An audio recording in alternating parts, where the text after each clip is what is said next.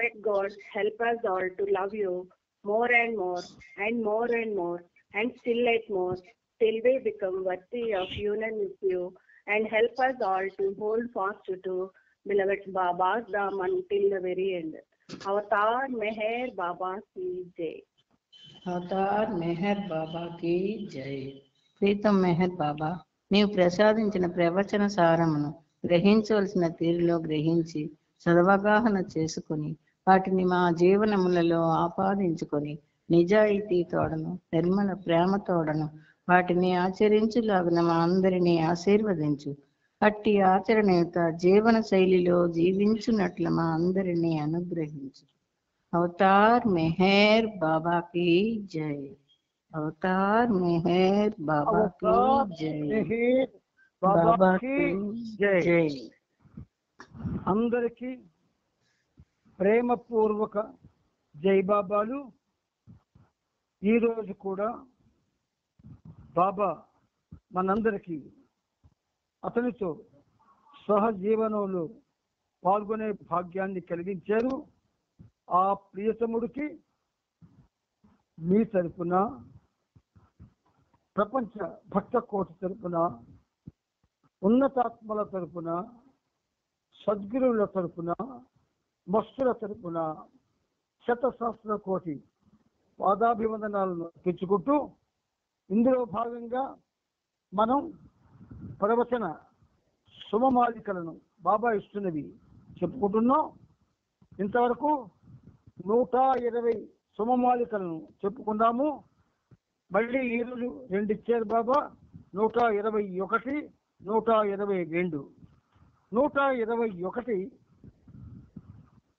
ఆ ముందు 120 దాంతో కనెక్ట్ అయి ఉంది. కోరికలన్నింటినీ తొలగించి సత్యంతో ఏకత్వము పొందాలనే కోరికతో హృదయాన్ని సిద్ధంగా ఉంచాలి. అది 120. ఇప్పుడు 121లో బాబా ఏమంటున్నారంటే, ఈ చరమ సత్యాన్ని వ్యక్తి తనలోనే కనుగొనాలి. ఈ చరమ సత్యాన్ని వ్యక్తి తనలోనే కనుగొనాలి. బాహ్యంగా జగతిలోన వస్తువుల నడుమ కనుగొనలేడు. బాహ్యంగా జగతిలోన వస్తువుల నడుమ కనుగొనలేడు. ఇది 121. 122 వ్యక్తి హృదయంలోనికి వెళ్ళుటకు ఆత్మ సంకల్పించగా. వ్యక్తి హృదయంలోనికి వెళ్ళుటకు ఆత్మ సంకల్పించగా మూసి ఉన్న ద్వారము కోరికలతో నిండినట్లు కనుగొన్నది. మూసి ఉన్న ద్వారము కోరికలతో నిండినట్లు కనుగొన్నది. ఇది 122. ఈ రెండింటి యొక్క సమగ్ర సారాంశాన్ని మనం తెలుసుకోవడానికి ప్రయత్నం చేద్దాం.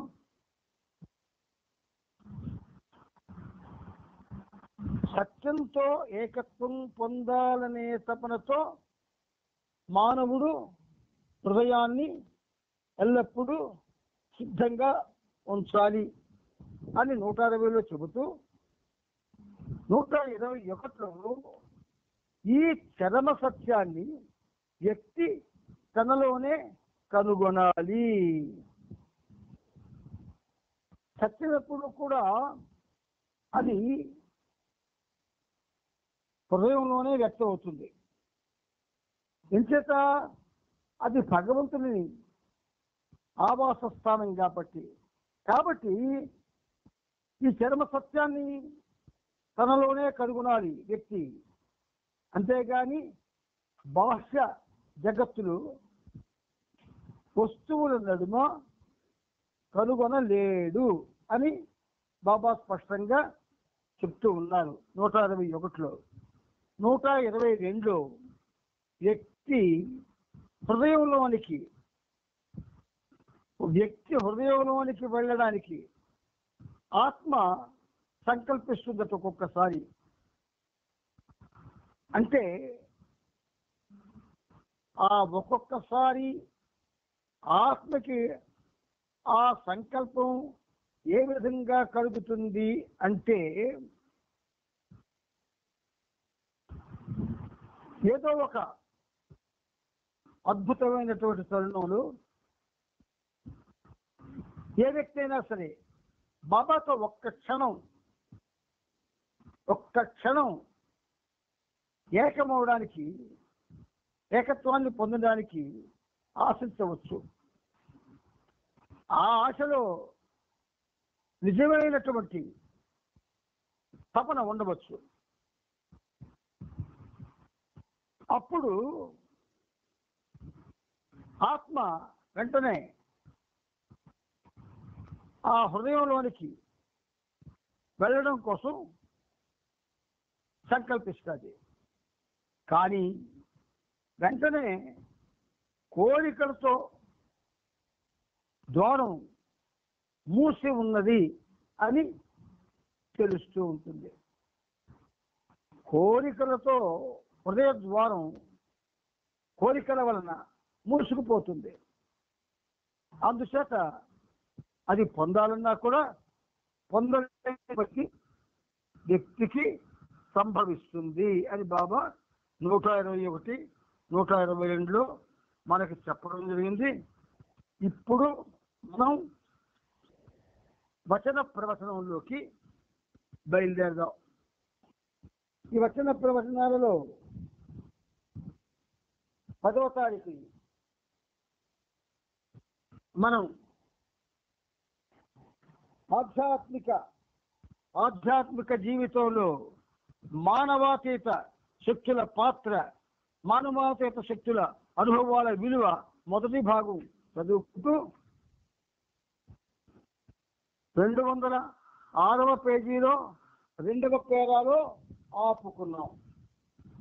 ఇప్పుడు మరికొంచెం ముందుకు వెళ్ళడానికి ప్రయత్నం చేద్దాం. సమతుల్య స్థితిని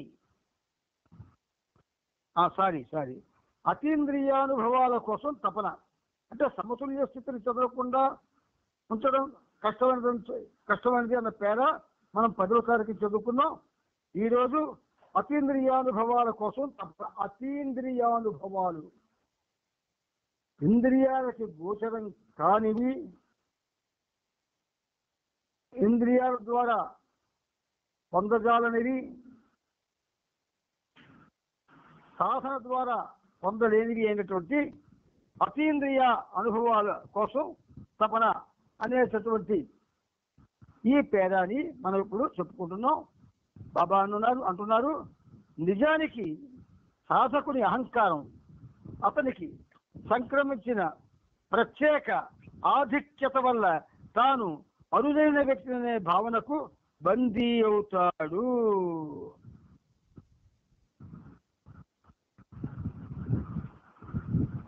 వ్యక్తికి ప్రత్యేక ఆధిక్యత సంక్రమించినట్లుగా తాను అరుదైన వ్యక్తిని అనేటట్లుగా అహంకారం కొంచెం అది విజృంభిస్తుంది. అప్పుడు అరుదైన వ్యక్తిని నేను అనే భావంలో బందీ అయిపోతాడు. అలాంటి అనుభవాలు ఎంత ఎక్కువ కలిగితే అది ఇంకా అంత అధికంగా విస్తరించాలని ఆశిస్తుంటాడు. అతడు ఆధ్యాత్మిక మార్గంలో వేసే ప్రతి అడుగు అతీంద్రియ అనుభవాల ద్వారా కొనసాగాలనే కోరికతో వాటిపై ఆధారపడడం అలవాటు చేసుకుంటాడు. అతీంద్రియ అనుభవాలు మించి అవి మనలో చోటు చేసుకోవచ్చు. వాటి మీద ఆధారపడడం అహంకారం వల్ల వ్యక్తి చేసుకునే పరిస్థితి వస్తుంది. మాదక ద్రవ్యాలు వినియోగించేవారు వాటికి పూర్తిగా దాసులైపోయినప్పుడు వారి జీవితాల్లో గతంలో మామూలుగా చేసుకునే పనులకు కూడా ఆ మత్తు పదార్థాల ప్రభావం కావాలని ఆశిస్తారు. మెహర్ బాబా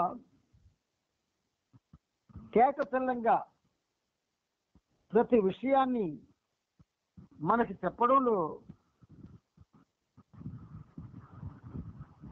దాని ఉద్దేశం ఏమిటంటే మనలో ఏవేవి ఏ విధంగా ఎప్పుడెప్పుడు సంక్రమించి మన అహంకారాన్ని హెచ్చిస్తాయో, మన ఏదైతే ప్రయాణించాల్సిన ఆ మార్గాన్ని పక్కకు తప్పిస్తాయో, ఇది చేసేవి మనలో ఉన్నటువంటి ఒక విధంగా ఆలోచనలు, అలవాట్లు. అంచేత బాబా అంటున్నారు, మార్గంలో వేసే ప్రతి అడుగు అతీంద్రియ అనుభవాల ద్వారా కొనసాగాలనే కోరికతో వాటిపై ఆధారపడడం అలవాటు చేసుకుంటాడు. ఈ అలవాటు పడడం అనేది ఒక్కసారి జరగదు. ఏదైనా సరే అలవాటు పడాలి అంటే కొంత టైం, లేదా కొంతకాలం, లేదా కొన్ని మాసాలు, లేదా సంవత్సరాలు కూడా ఒక జరుగుతుంది అలవాటు పడడం అనేది.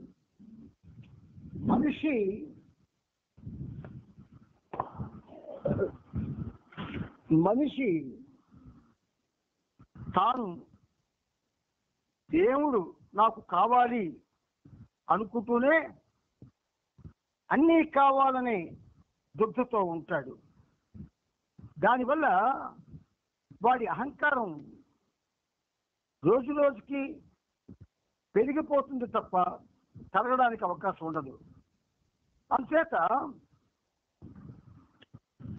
ఈ మాదక ద్రవ్యాలు అంటే మత్తు పదార్థాలు వినియోగించే వాళ్ళు వాటికి పూర్తిగా దాసులైపోయినప్పుడు వారి జీవితాల్లో గతంలో మామూలుగా చేసుకునే పనులకు కూడా ఆ మత్తు పదార్థాల ప్రభావం కావాలని ఆశిస్తారు. అంటే మనము అంటే మన సోదరుల్లో చాలా మందికి మత్తు పదార్థాలు సేవించే అలవాటు రెండు విధాలుగా ఉంటుంది. ఒకటి అప్పుడప్పుడు సరదాగా ఫ్రెండ్స్తో మత్తు పదార్థాలు సేవించడం. ఈ అలవాటు ఉన్న వాళ్ళు దానికి ఒక సందర్భం కావాలి, ఏదో పండగో లేకపోతే కొత్త స్నేహాలు ఎక్కువైనప్పుడు అవి జరుగుతుంటాయి. అయితే అలాంటి వాళ్ళు చేసేటటువంటి ఆధ్యాత్మిక కార్యక్రమాల్లో ఆ మత్తు పదార్థాలని చొప్పించడం. కానీ నిరంతరం దానికి బానిసలై దాంతో జీవించే వాళ్ళు కొంతమంది ఉంటారు. వాళ్ళు ఒక విధంగా ఈ పొరపాటు చేస్తారు. ఏమిటి? వారి జీవితాల్లో గతంలో మామూలుగా చేసుకునే పనులకు కూడా ఆ మత్తు పదార్థాల ప్రభావం కావాలని ఆశిస్తారు. మత్తు పదార్థంతో వాడి యొక్క దైనందిన జీవితంలో చేసే కార్యక్రమాలు చేసేవాడెవడూ కూడా ఆ కార్యక్రమాలని సక్రమంగా చెయ్యలేడు. ఎందువలనంటే వాడు ఎప్పుడు బానిసవుతాడు? బాగా మరిగిన తర్వాత. బాగా మరగడం అంటే ఏమిటి? మనకి ఎవ్రీథింగ్ ఇన్ ద అనే పుస్తకంలో ఒక చాప్టర్లో చెప్తారు ఆయన. గ్లాసుతోనే మొదలవుతుంది, సీసా నన్ను దాటేస్తుంది. గ్లాసుతోనే మొదలవుతుంది, సీసా నన్ను దాటేస్తుంది అని చెప్తాడు. అలాంటి పరిస్థితి వచ్చినప్పుడు వీడికి ప్రతిదానికి అది కావాలి. మరొక హాస్యాస్పదమైన విషయం ఏంటంటే తెల్లవారు లేసి ఆ మత్తు మందుతోనే మొఖాలు కూడా కడుక్కున్న వాళ్ళు ఉన్నారు. లేవగానే ఇలా పంచం దిగి వెళ్ళి సీసా తీసుకొని అది బీడా తీసి మొహం కూడా కడుక్కుంటారు వాళ్ళు. అంటే అది మొహం కడుక్కోవడానికి కూడా అది కావాలి, అంత బానిసలు అయిపోతారు. అటువంటి వీళ్ళు ఆధ్యాత్మిక మార్గంలో ఒక విధంగా ఆధ్యాత్మికమైనటువంటి కార్యక్రమాల్లో కూడా దాని యొక్క సాహచర్యం కోరుకుంటారు, అంత దాసులైపోతారు.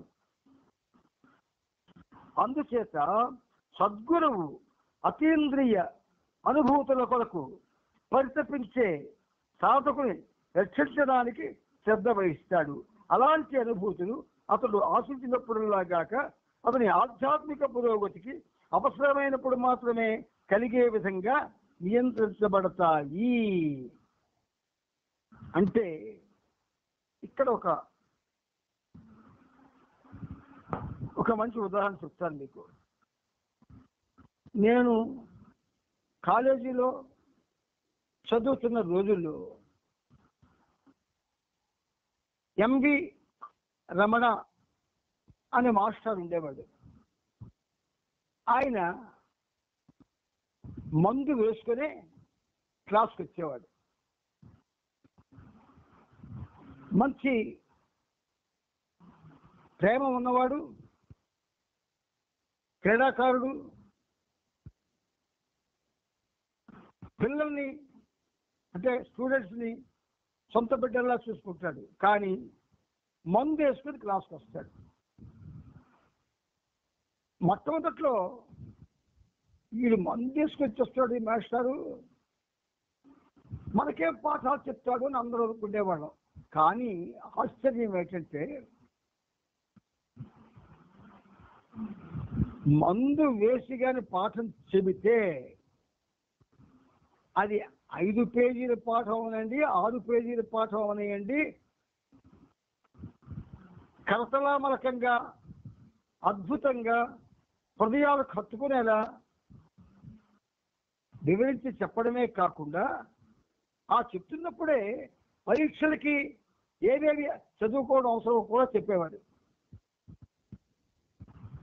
మరి ఆ మత్తులో అది ఎలా సంభవం అవుతుంది అంటే ఇక్కడ మీకు మరొక చిన్న విషయం చెప్పాలి. మత్తులో గమ్మత్తు కూడా ఉంది. మత్తులో గమ్మత్తు ఉంటుంది. ఏమిటి మత్తులో గమ్మత్తు? అది మామూలుగా పనిచేస్తే మత్తే, కానీ సదా ఉండి ఉండి ఉండి ఉండి పనిచేస్తుంది. అలాంటిది తెలివితేటల్ని ఇనుమడింపజేసేస్తుంది. అయితే ఆ మాస్టర్ అది కాదు, చాలా తెలివైనవాడు, స్కాలరు. అంచేత ఏమిటంటే అలాంటి వాళ్ళు అరుదుగా ఉంటారు.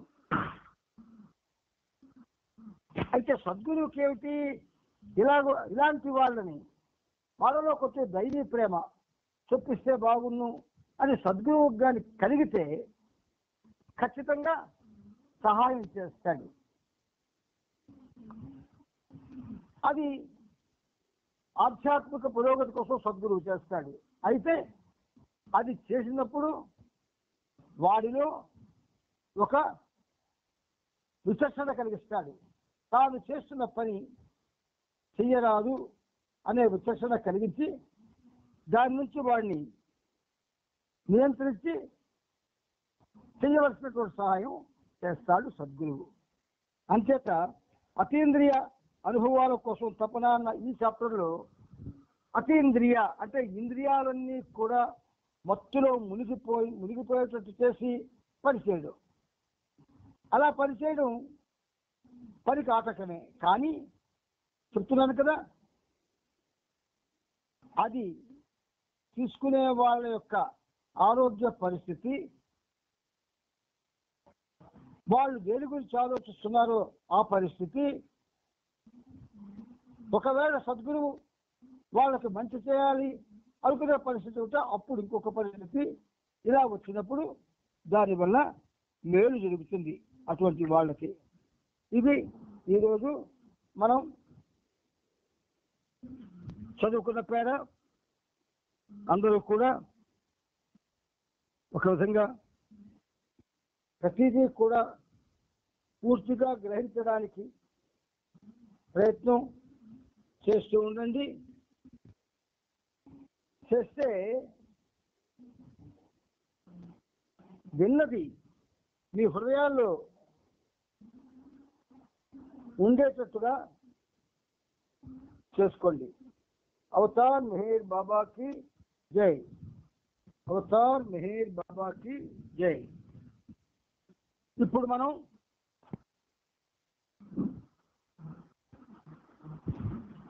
బాబా యొక్క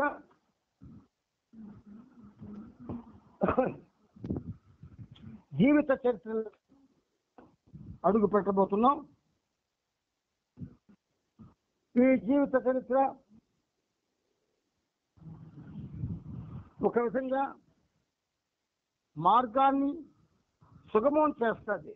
ఎప్పుడు ఆ చారిత్రక అంశాల్లో మనం పూర్తిగా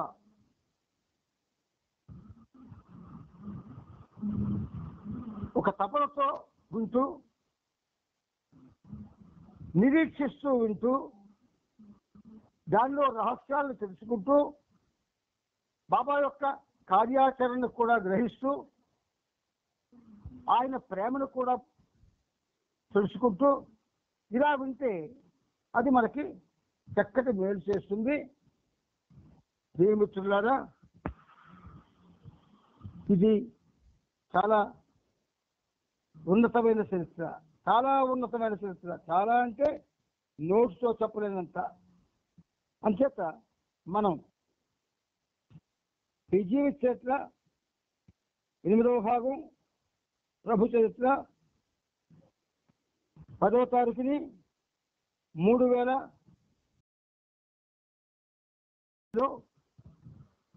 మీద పేర చదువుకొని ఆపుకున్నాం. ఆఖరి వాక్యం చదువుతాను, వినండి. ఈ షరియత్కి హైదరాబాద్ కేంద్రంగా ఉంది, మీకు తెలుసు. ప్రస్తుతం నేను అక్కడే ఉంటున్నాను.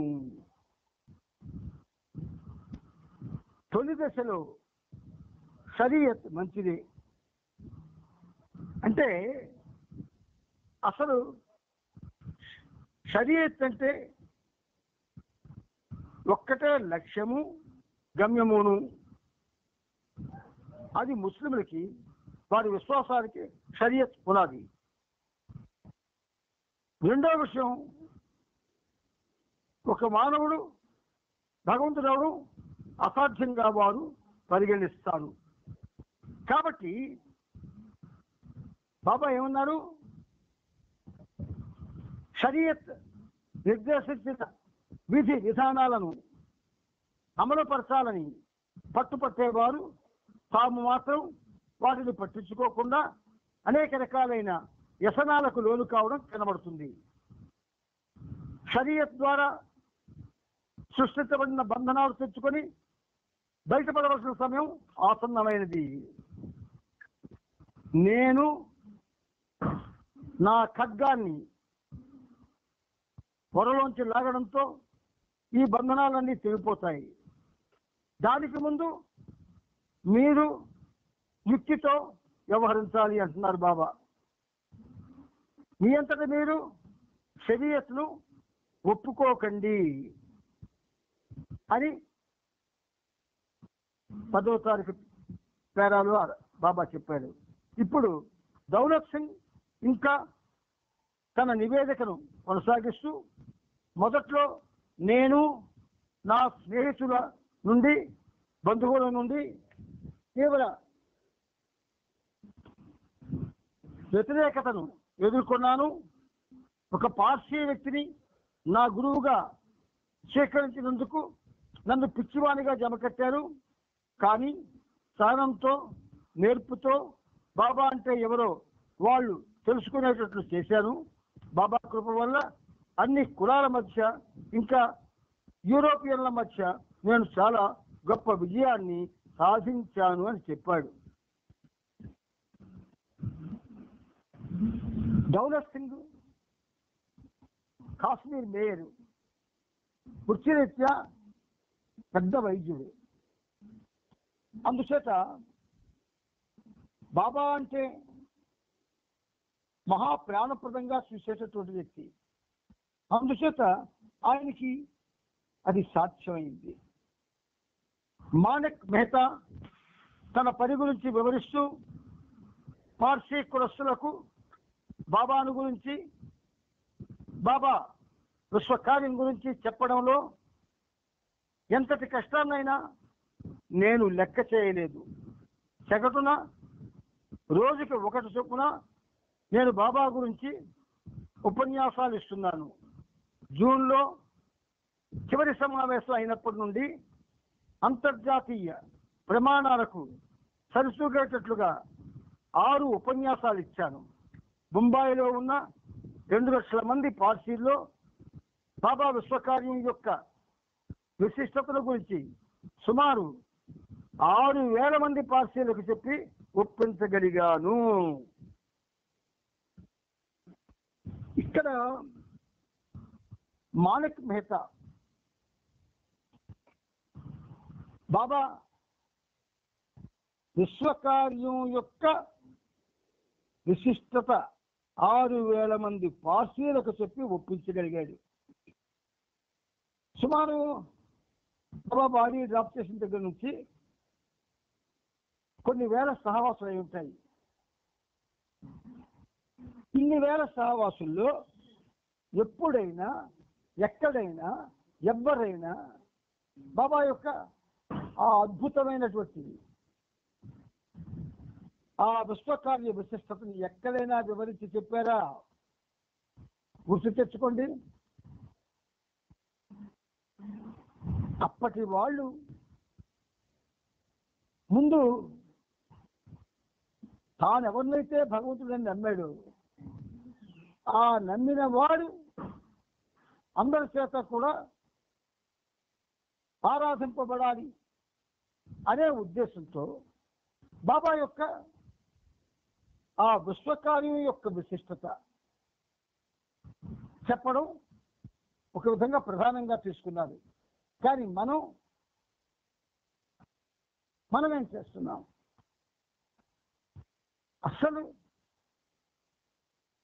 ఏ విషయాలు బాబావి అందజేస్తే ప్రజల్లో చైతన్యం వస్తుంది, ఏ విషయాలు అందజేయాలి, ఆ అందజేయడంలో తాను ఏ విధంగా ఉండాలి, దాన్ని ఎలా అర్థం చేసుకోవాలి, ఎలా అందివ్వాలి, ఇవన్నీ ఆలోచన లేకుండా మనకెందుకు ఈ బాధ అంతా అని ఎవరినో ఒకరిని స్పీకర్గా పిలిచేస్తున్నాం. వాడు వచ్చారు చెప్తే అదే గతి మనకి. సెంటర్ కట్టి 30 ఏళ్ళైనా ఎవరినో పిలుచుకోవడం మన కర్మ. ఆ సెంటర్లో ఉన్నవాడు తయారవడం లేదు. ఒకవేళ తయారైనా ఎవరినైతే ప్రధాన వ్యక్తులుగా ఆహ్వానిస్తారో వాళ్ళ చేత ఎక్కువ చెప్పించి వీళ్ళేదో 4 ముక్కలు మాట్లాడతారు. మరి మనం ఎప్పుడు బాబా యొక్క ఆ అవతార విశిష్టతని, విశ్వకార్య నిర్వహణ విశిష్టతని, ప్రాధాన్యతని, మౌన ప్రాధాన్యతని, అవతార ప్రాధాన్యతని, అవతార రహస్యాన్ని, మౌన రహస్యాన్ని, మౌన సందేశాన్ని, మౌనానికి ప్రేమకి ఉన్నటువంటి సంబంధాన్ని ఇలాంటివి మనం ఎప్పుడు తెలుసుకుంటాం, ఎప్పుడు ప్రపంచానికి అందిస్తాం? అనవసరం. చేస్తున్నాం. ఎంత ఖర్చు పెట్టాం, ఎంతమందికి భోజనాలు పెట్టాం, ఎంత కాస్ట్లీగా చేశాం, అదే ప్రాతిపదికగా తీసుకుంటున్నారు తప్ప అప్పటి వాళ్ళ 2 లక్షల మంది పార్సీల్లో బాబా విశ్వకార్యం యొక్క విశిష్టతల గురించి సుమారు 6,000 మంది పార్సీలకు చెప్పి ఒప్పించాడట మాణిక్ మెహతా. వ్యతిరేకత మధ్యలోనే నేను పనిచేయాల్సి వచ్చింది. కొంతమంది వ్యక్తులు నా పనిలో రకరకాల అవరోధాలని సృష్టిస్తున్నారని చెప్పారు.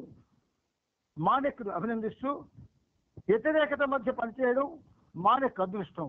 ఎందుకంటే వ్యతిరేకత అధిగమించి చేసిన పని శాశ్వతంగా నిలుస్తుందని బాబా చెప్పారు. మన సహవాసుల్లో ఎవరైనా ఒక వ్యక్తి లేచి మన ఎవరో చేయి మీద ఏదో చెబుతుంటే, అయ్యా మీరు చెప్పిన దాంట్లో ఈ విషయం కొంచెం విరుద్ధంగా ఉంది, మరొకసారి వివరించి చెప్తారా అని లేచి అడిగితే వెంటనే కార్యకర్తలు కార్యనిర్వాహకులు అతని దగ్గరికి వెళ్ళి మధ్యలో మీరు అడగండి, సభాసేపు అడగండి అని చెప్తారు. ఎందుకు? ఒకవేళ ఆ వ్యక్తి ప్రశ్నించింది ఎవరైతే ప్రసంగం చెప్పడానికి వచ్చాడో అది చెప్పలేకపోతే ఆయనకి అవమానం. అలాంటి వాడిని పిలిపించారా అని వీళ్ళకి దియ్యబెట్టేస్తారు. అంటే జాగ్రత్తలు చాలా జాగ్రత్తగా తీసుకుంటారు.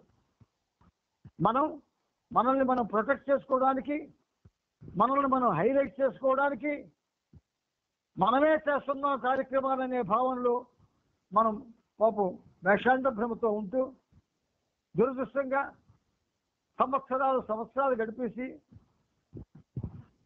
కౌమార వయస్సు కూడా దాటి వృద్ధాప్యాలకు వచ్చేస్తున్నాం. ఇక మనం ఏం చేస్తున్న ఇలాంటి కార్యక్రమాలు మాణిక్ మెహతా లాగా లేదా దౌలత్ సింగ్ లాగా ఇలా చెప్పుకుంటూ చాలా మంది ఉన్నారు. ఆనాడు బాబా సజీవంగా ఉన్నప్పుడు చేసినటువంటి వర్కర్స్. అందుచేత బాబా ఏమన్నారు? వ్యతిరేకత మధ్య పనిచేయడం మాణిక్ అదృష్టం. అసలు వ్యతిరేకత చోటికి మనం వెళ్ళాం. ఎక్కడైతే మనకి వ్యతిరేకత తారసపడుతుందో ఆ ఛాయలకి వెళ్ళాం. అసలు బాబా అంటున్నారు వ్యతిరేకత మధ్య పనిచేయడం మాణిక్ అదృష్టం. ఎందుకంటే వ్యతిరేకతను అధిగమించి చేసిన పని శాశ్వతంగా నిలుస్తుంది అని బాబా చెప్పారు. ఇక్కడ మనల్ని మనం పోగొట్టుకొని కార్యక్రమం చేయడం ఒకటండి, మనల్ని మనం హైలైట్ చేసుకొని కార్యక్రమం చేయండి ఒకటండి.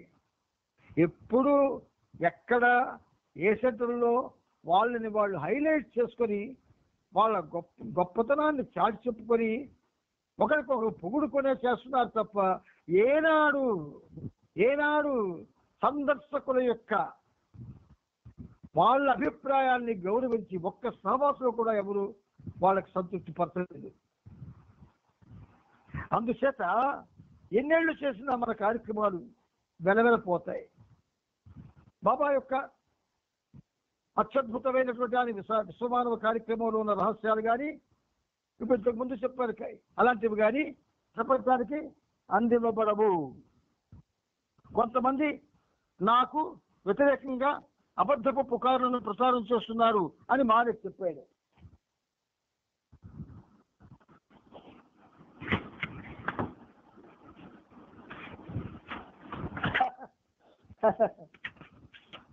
అప్పుడు బాబా మండలిని మాణిక్కి వ్యతిరేకంగా మీరేమైనా విన్నారా అని అడగా అలాంటిదేమీ వినలేదని వారు బదులిచ్చారు. అయితే మీ ఫిర్యాదు దేని గురించి అని బాబా మాణిక్ని అడిగారు. పార్సీలో పురుషుల కంటే స్త్రీల సంఖ్య 3 రెట్లు ఉంటుంది.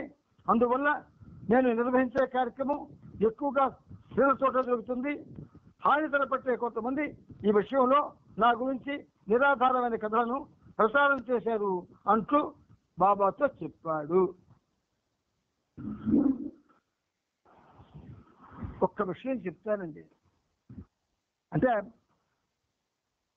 ఇప్పుడు ఈ బాబా ప్రపంచానికి ఈ పనిముట్టు కూడా వ్యతిరేకమైనదే.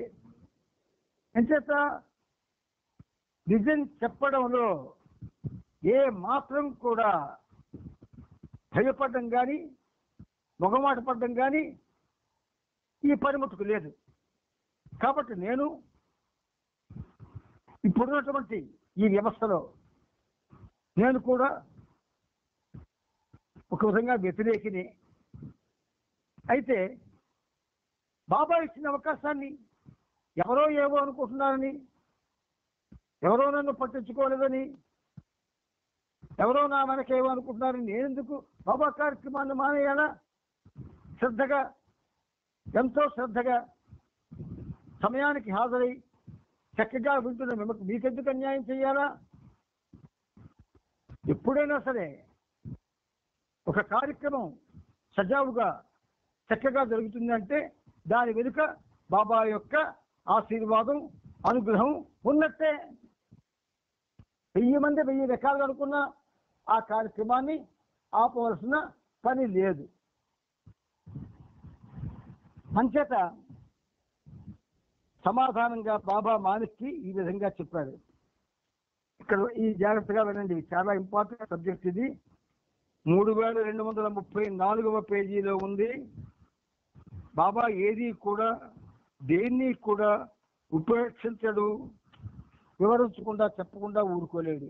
అంచేత మాణిక్య అన్నాడు, పార్సీలో స్త్రీలు ఎక్కువ మంది, అంచేత నేను నిర్వహించే కార్యక్రమంలో స్త్రీలే ఎక్కువ మంది ఉంటున్నారు, అంచేత నాకు హాని తలపెట్టే కొంతమంది ఈ విషయంలో నా గురించి నిరాధారమైన కథలను ప్రసారం చేశారంటూ బాబాతో చెప్పారు. చెప్తే అప్పుడు బాబా సమాధానంగా ఇలా చెప్తున్నారు, అప్పుడప్పుడు కామ వికారాలు తలెత్తుతుంటాయనే కారణంతో నిజమైన నా కార్యకర్తలు స్త్రీల మధ్య పనిచేయడాన్ని మానుకోవలసిన అవసరం లేదు. చూడండి బాబా ఎంత చక్కగా చెప్పారు, చూస్తున్నారు. అప్పుడప్పుడు కామ వికారాలు సాధారణంగా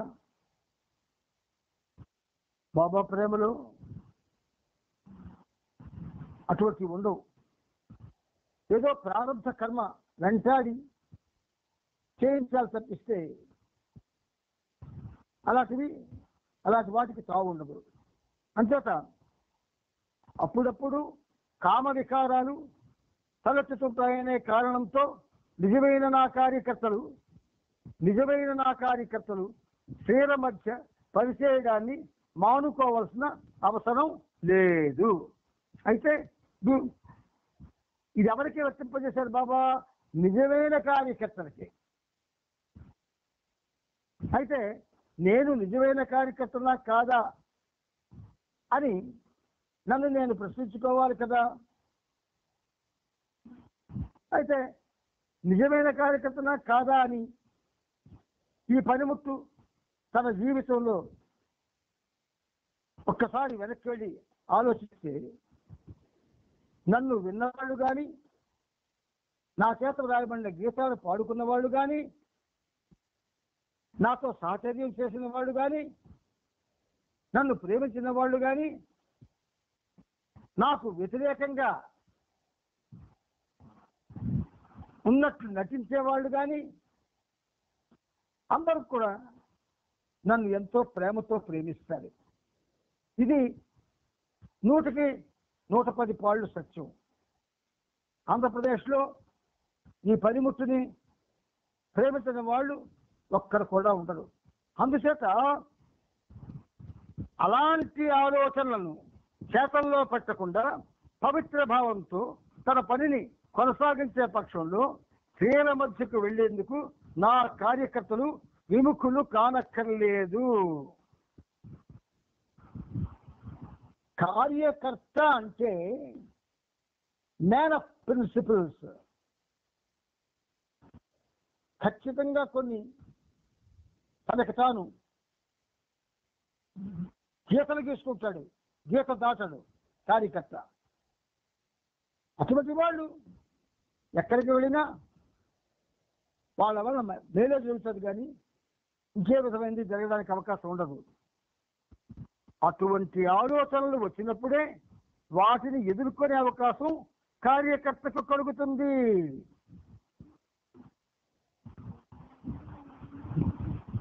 అప్పుడు సాధించిన ఫలితం మహోన్నతంగాను స్థిరమైనదిగాను ఉంటుంది.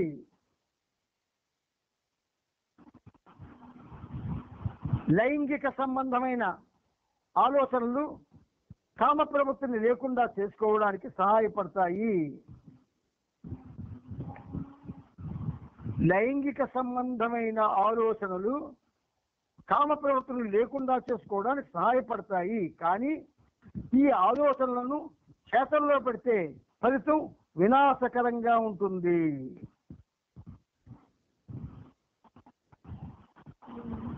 అందుచేత స్త్రీలను చూడడం తప్పించుకోకు.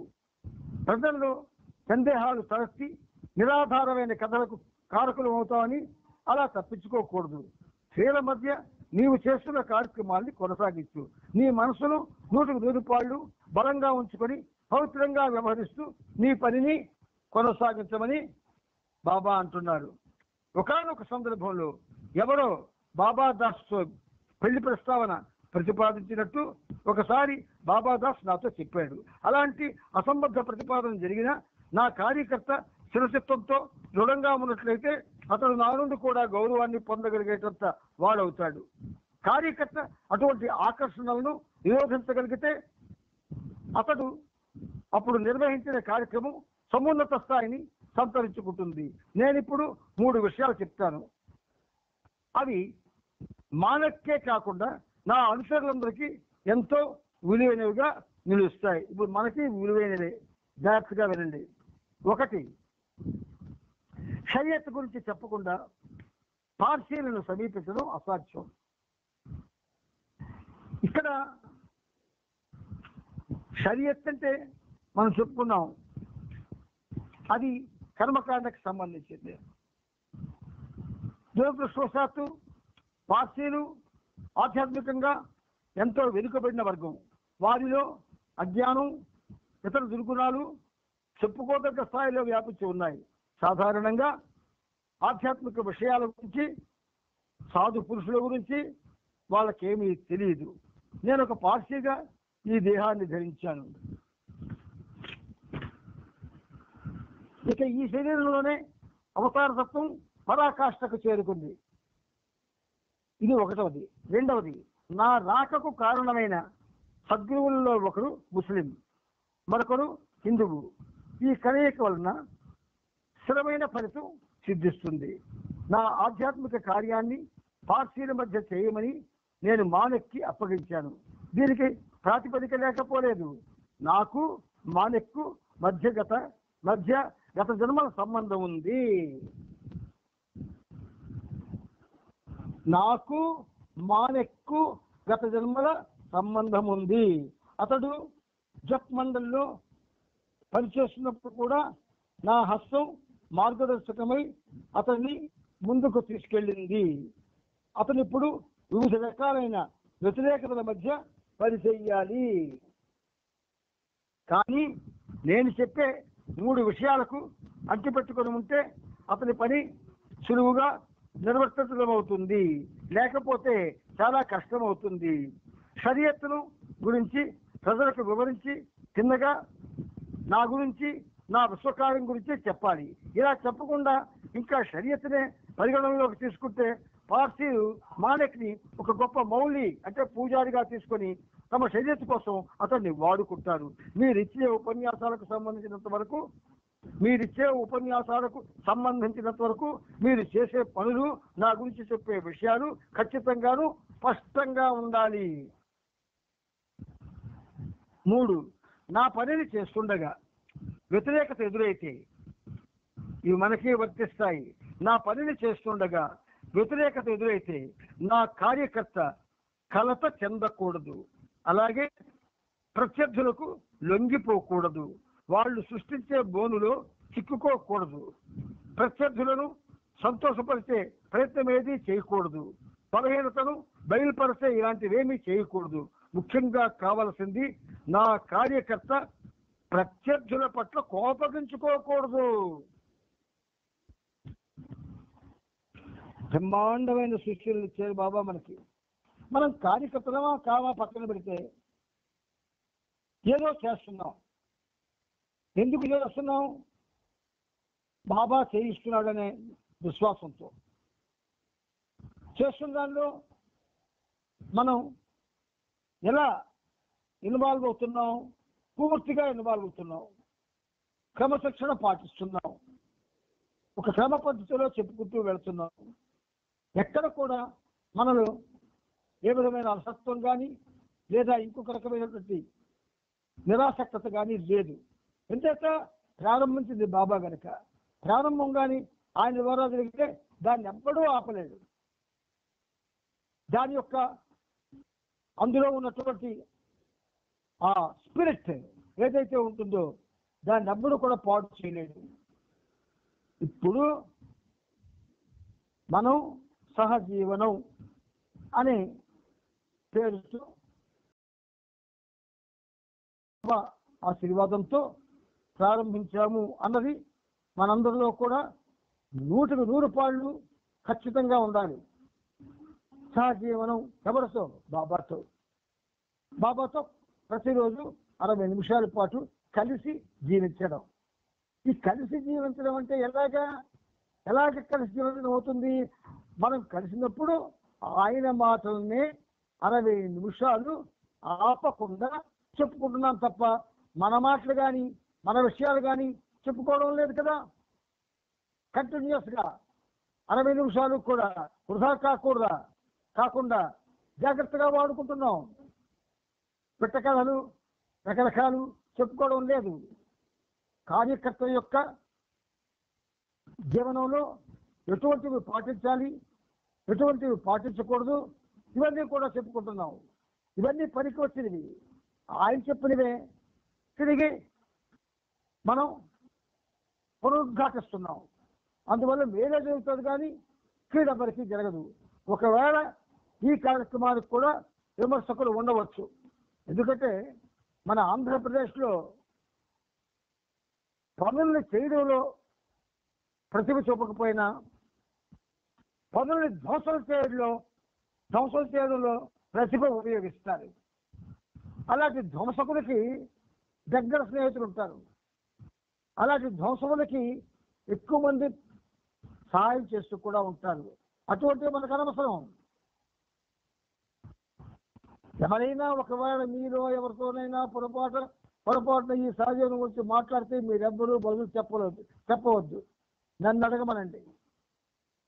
వాళ్ళు ఎవరైనా సరే, ఎంత పెద్దవాడైనా సరే, ఎంత చిన్నవాడైనా సరే, మాకు ఇది ఆనందంగా ఉంది, జరుగుతుంది.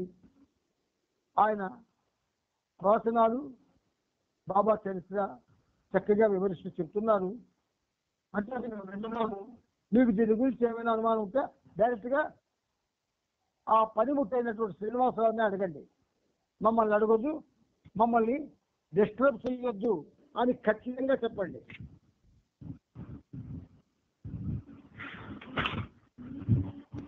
మీకు ఎందుకంటే బాబా చెప్పారు, బాబాకి మాత్రమే తెలుసు. అందుచేత ప్రియమిత్రులారా, మళ్ళీ చెప్తున్నాను,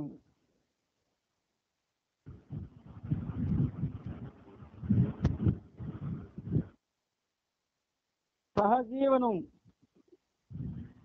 ఈ సహజీవనం గురించి మీలో ఏ ఒక్కరినైనా ఎవరైనా ఎక్కడైనా ఎప్పుడైనా అడిగితే ఇదే జవాబు చెప్పండి.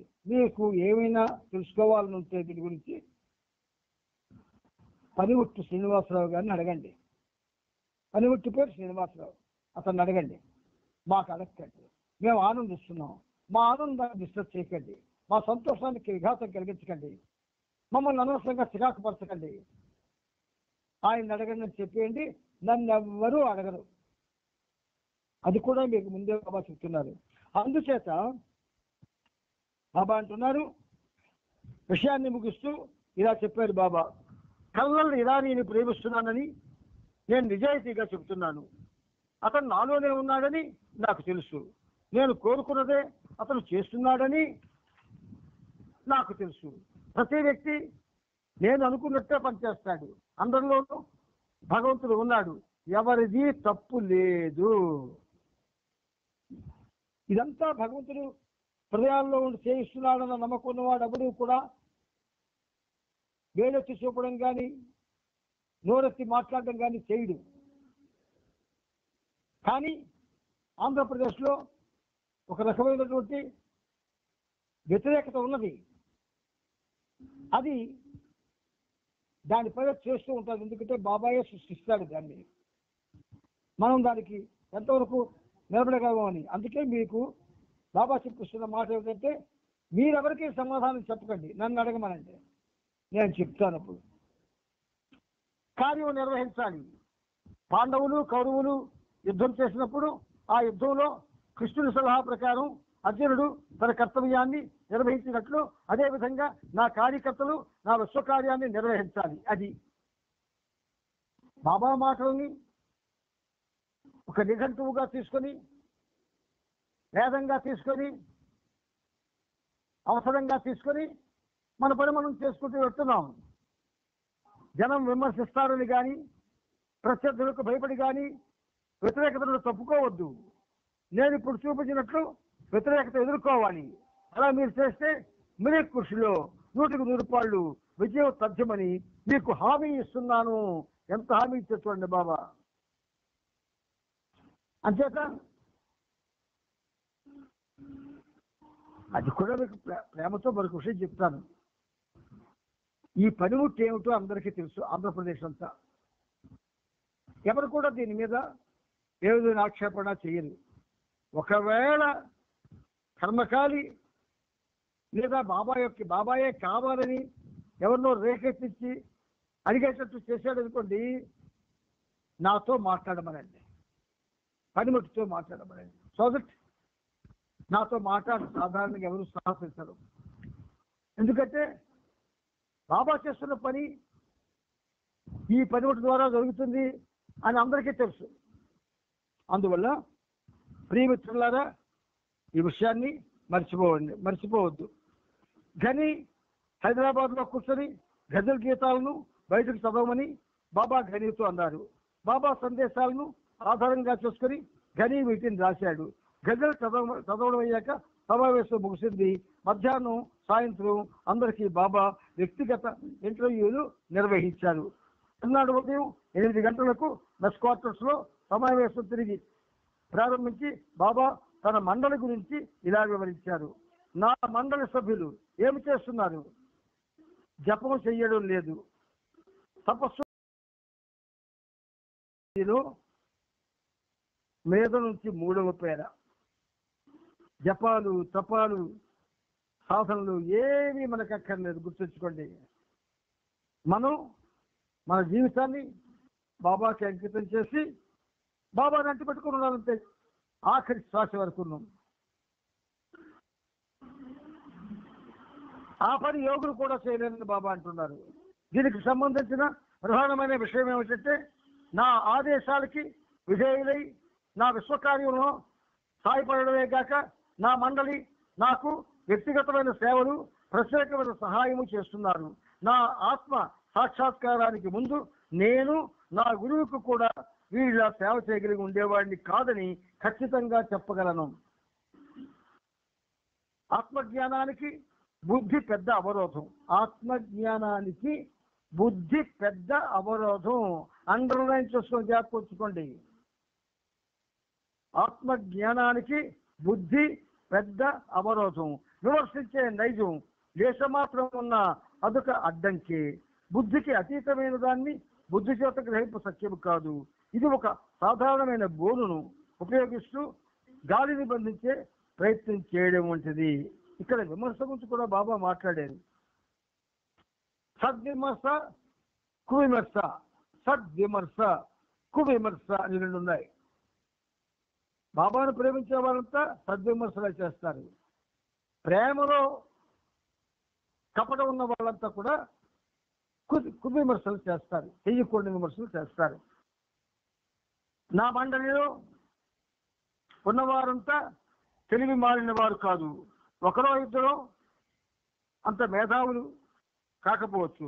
ఆధ్యాత్మికంగా వారికి ఎటువంటి సహాయము లభించకపోతే గత 25 ఏళ్లుగా వారు నన్ను ఎలా అంటిపెట్టుకున్నారన్న విషయం గ్రహించడం చాలా కష్టం.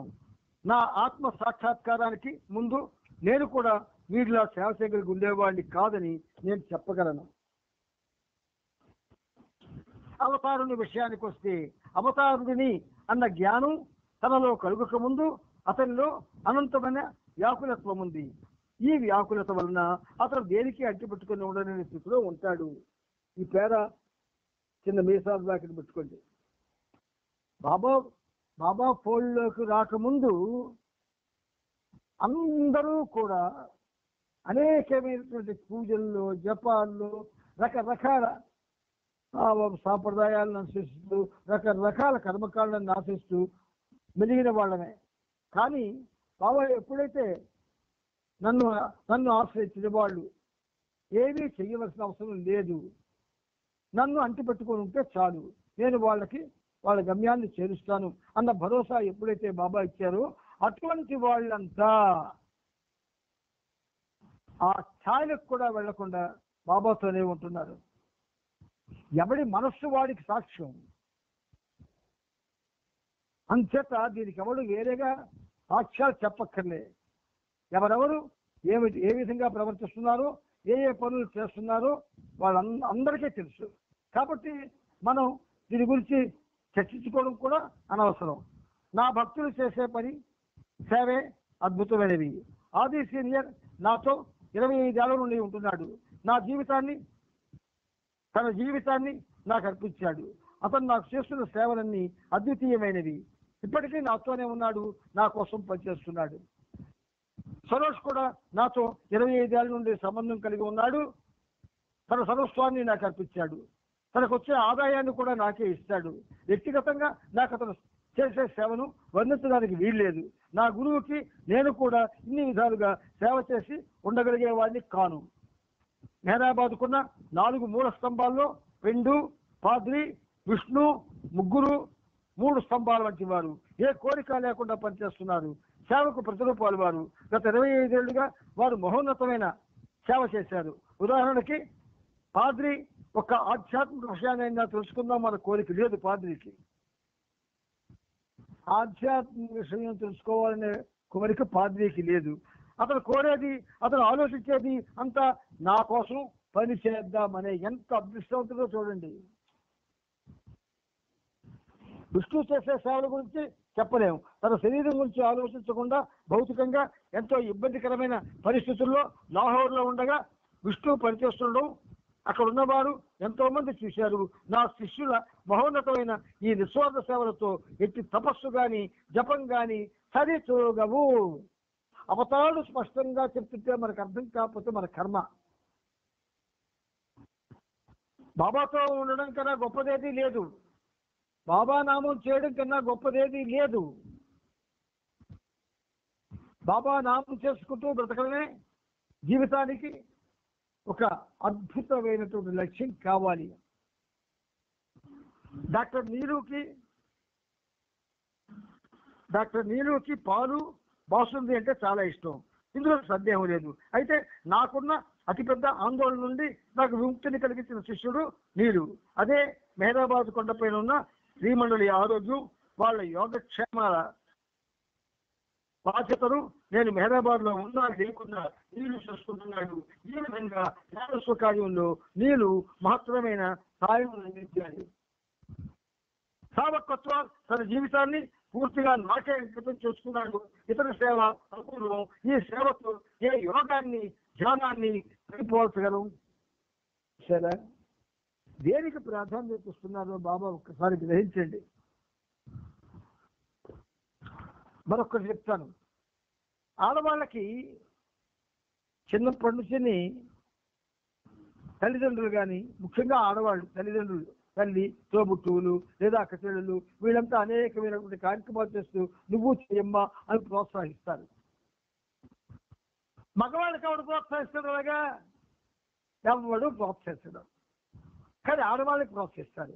అటువంటి ఆడవాళ్ళలో చాలా మంది బాబా ప్రేమికులుగా మనసబడితే బాబా చేత అవన్నీ మానుకున్నారు. ఆడవాళ్లే మానుకుంటే మగవాళ్ళు ఆ కర్మకాండలు పట్టుకొని ఉంటే వాళ్ళని ఏమనాలి? ఆడ మగనాలా, మగ ఆడనాలా?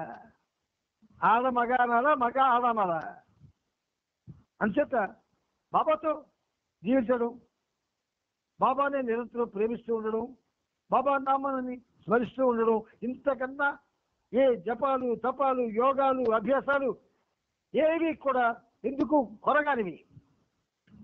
అందుచేత ప్రియమిత్రులారా, బాబా చెప్తున్న విషయాల్లో ఆధ్యాత్మిక సత్యాలు ఉన్నాయి. వాటిని విస్మరించకండి. వాటి ద్వారా మీరు బాబాకి దగ్గర కావాలి. ఈ సమయం బహుశా అందుకే బాబా చేపట్టారేమో అని ఈ పనిముట్టు కనిపిస్తుంది. దయచేసి ఈ పనిముట్టు అభిప్రాయంతో మీరు ఏకీభవించి అలాంటి వాటి జోలికి మీరు ఎవరు వెళ్ళవద్దు. అవతార్ మెహర్ బాబా की जय, అవతార్ మెహర్ బాబా की जय, అవతార్ మెహర్ బాబా की అవతార్ మెహర్ బాబా కి జై. జై బాబా. అందరికీ జై.